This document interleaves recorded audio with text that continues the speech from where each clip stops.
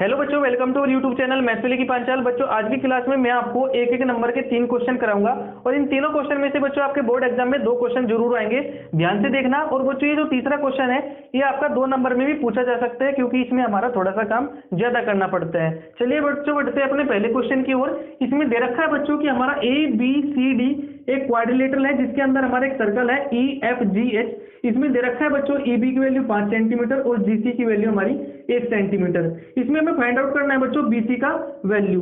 बच्चों, एक कॉन्सेप्ट आपको याद है क्या? मैंने भी आपको कई बार पढ़ा लिया है ये कॉन्सेप्ट कि सर्किल पर यदि हम किसी कॉमन पॉइंट से टेंजेंट डालते हैं, मान लीजिए इसकी वैल्यू हमारी 1 सेंटीमीटर, तो इसी ही कॉमन पॉइंट से सर्किल पर डाली गई दूसरी टेंजेंट की वैल्यू भी हमारी 1 सेंटीमीटर होगी, यदि हम इसी कॉमन पॉइंट से सर्किल पर दूसरी टेंजेंट हम डाल रहे हैं, तो इसकी भी वैल्यू वही होगी जो इसकी वैल्यू होगी। ठीक है। ठीक इसी तरीके से बच्चों इस सर्किल में देखो, इस सर्किल के बाहर ये कॉमन पॉइंट है ना B, जो कि हमारा 2 टेंजेंट डाल रहे हैं, एक तो BE और दूसरा है हमारा BF। यदि BE की वैल्यू हमारी 5 सेंटीमीटर है तो बच्चों ध्यान देना, तो BF की वैल्यू भी हमारी 5 सेंटीमीटर होगी ना। ठीक है। क्यों होगी? इस कॉन्सेप्ट से।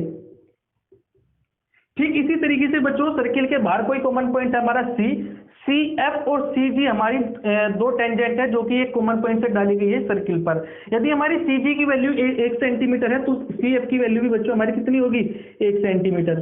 हमारा BC क्या है बच्चों? BF प्लस FC, यानी कि 5 प्लस 1 यानी कि कितना होगा बच्चों? 6 सेंटीमीटर। तो इस तरीके से बच्चों इसका आंसर आ जाएगा पहले क्वेश्चन का।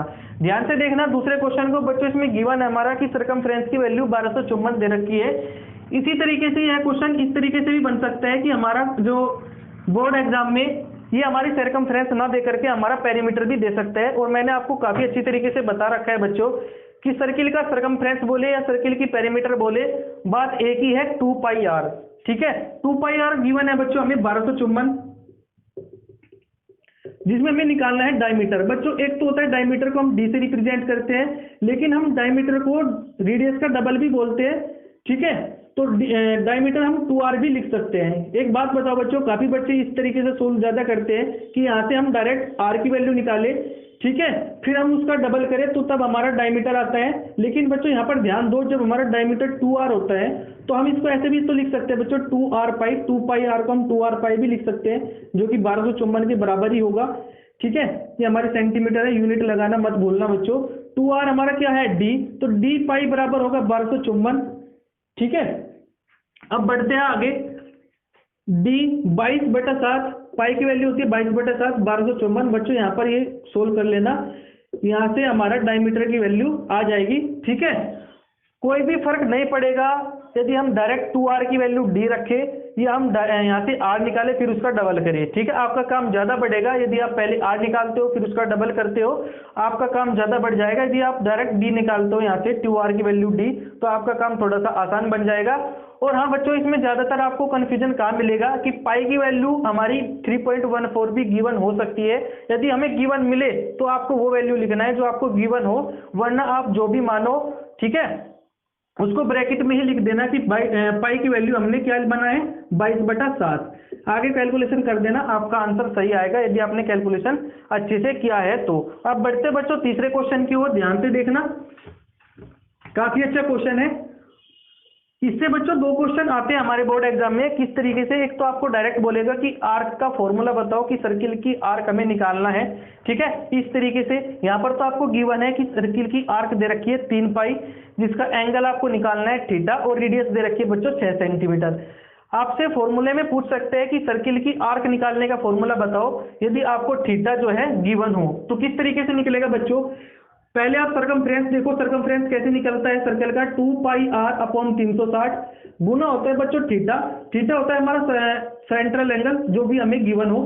ठीक है। यदि हमारा थीटा यहाँ पर 80 दे रखा हो तो यहाँ पर 80 आएगा, 60 दे रखा हो तो 60 आएगा, 90 दे रखा हो तो 90 आएगा। लेकिन हमें यहाँ से थीटा निकालना है इस पर, तो हम सरकमफ्रेंस को क्या मान सकते हैं? आर्क भी मान सकते हैं। ठीक है। क्योंकि एक सर्किल का जो सबसे बड़ा आर्क होगा वही हमारा सरकमफ्रेंस का काम करती है।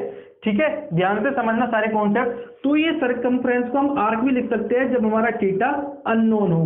तो 2 पाई R, ठीक है, पाई हम ऐसे ही लिखेंगे क्योंकि हमारी आर्क की लंबाई दे रखी है 3 पाई, जो कि हमारा यहाँ लिखा जाएगा 3 पाई।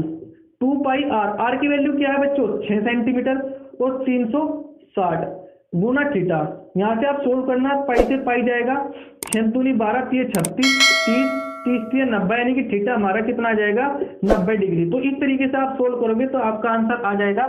यदि आपका डायरेक्ट क्वेश्चन बनता है कि सरकमफ्रेंस निकालने का फॉर्मूला बताओ तो इस तरीके से निकलेगा। यदि हमारा आर्क का फॉर्मूला बताए तो भी हमारा सरकमफ्रेंस की जगह आप आर्क लिख देना, तो हमारे ये फॉर्मूला बन जाएगा 1 नंबर के लिए, जो आपका इंपॉर्टेंट बन जाते हैं। तो इस तरीके से बच्चों आपका ये क्वेश्चन 2 नंबर में पूछा जा सकता है, क्योंकि आपको पहले लिखना पड़ेगा given radius equal to 6 centimetre, arc बराबर 3 पाई।